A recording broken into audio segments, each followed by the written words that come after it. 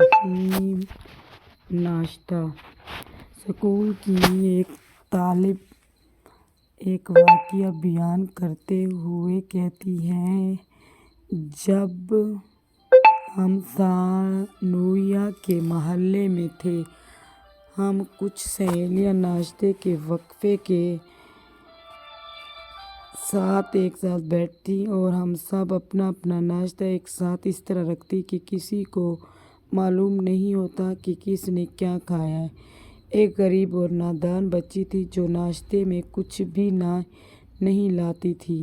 میں نے اسے اپنے ساتھ ناشتے میں بٹھانے کے لیے آمادہ کر لیا، کیونکہ ہم لوگوں میں کسی کو نہیں معلوم تھا کہ کس کا کون سا ناشتہ ہے۔ اسی طرح مدرسے کے ایام گزرتے رہے، یہاں تک کہ ثانویہ سے ہماری رخصت کا وقت قریب آ گیا۔ اسی دوران طالب علم کے والد کا انتقال ہو گیا۔ اس کے والد کے فوت ہوتے ہی ان کے حالات میں تبدیلی ہو گئی، یعنی اب وہ پہلے سے بہتر زندگی گزارنے لگے۔ اب وہ اپنے لباس پر بھی توجہ دیتی اور ناشتہ بھی لانے لگی تھی، یعنی اب وہ پہلے سے بہتر زندگی جینے لگی۔ یہ سب دیکھ کر میں نے سمجھا شاید باپ کی ورثہ سے اسے کچھ مال ملا ہوگا۔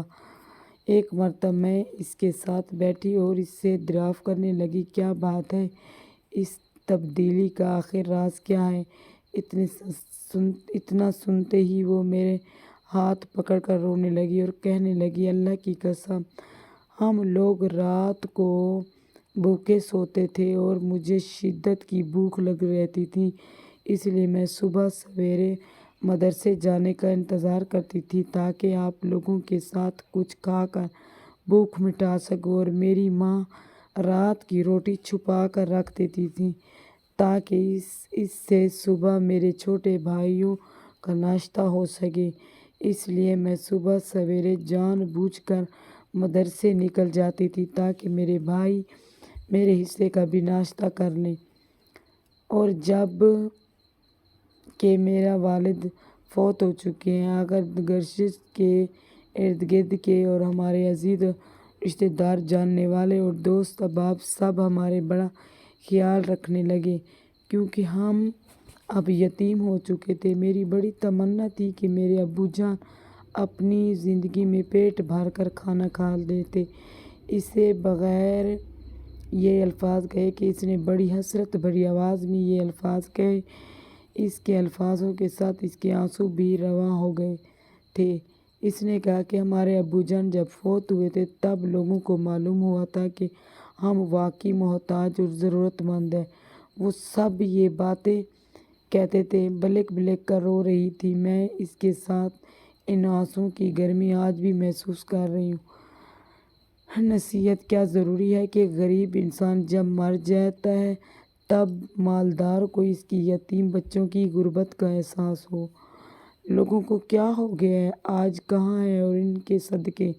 کہاں ہے ان کی زکوٰۃ اور کہاں ہے صلہ رحمی؟ کہاں ہے پریشان حال کی امداد اور کہاں گئی شفقت اور ہمدردی؟ پیارے نبی صلی اللہ علیہ وسلم نے فرمایا، ہر روز صبح کو 2 فرشتے نازل ہوتے ہیں، ان میں سے ایک کہتا ہے، اے اللہ، خرچ کرنے والوں کو نعم بدل عطا فرما، اور دوسرا کہتا ہے، اے اللہ، خرچ نہ کرنے والوں کے مال کو تباہ و برباد کر دے۔ اللہ اکبر۔ ایسے گھر والوں کی دیکھ بھال کریں جو اپنی خود ذمہ داری کے سبب کسی کے سامنے ہاتھ نہیں پھیلاتے۔ اپنے عزیز اور رشتہ دار، اپنے پڑوسی اور دوست اور احباب کی خبر ریزی کریں۔ ان میں ایسے لوگ بھی ہو سکتے ہیں کہ جنہیں نہ جاننے والے مالدار و خوشحال سمجھتے ہیں، جبکہ وہ اپنی عزت اور نفس کی خاطر کسی کے سامنے ہاتھ نہیں پھیلاتے۔ خدا کی قسم، ان میں سے کچھ کی زندگی ایسے کرب و آرام سے گزر رہی ہے کہ جس کی آہ و کرم کو اللہ کے سوا کوئی نہیں سنتا۔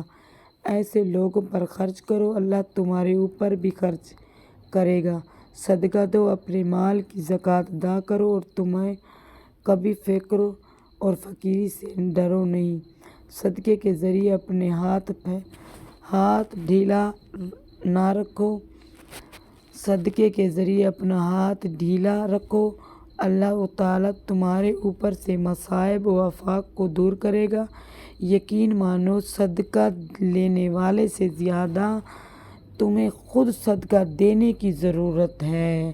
اللہم صلی علی محمد و آل محمد۔